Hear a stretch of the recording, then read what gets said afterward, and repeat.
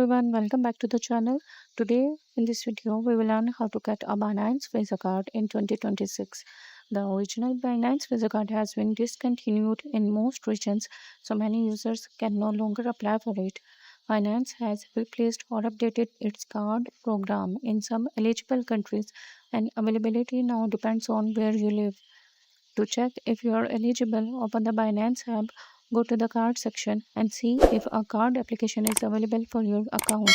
If it is, complete identity verification, submit your application and follow the on-screen instructions. Once approved, you can activate your card and start using it for eligible purchases. If you don't see the card option, it means the service isn't currently available in your country. That's it. Before applying, always check the latest card availability in the Binance app, as supported countries can change over time. If you found this video helpful, don't forget to like, subscribe, and turn on notifications for more Binance tutorials. Thanks for watching.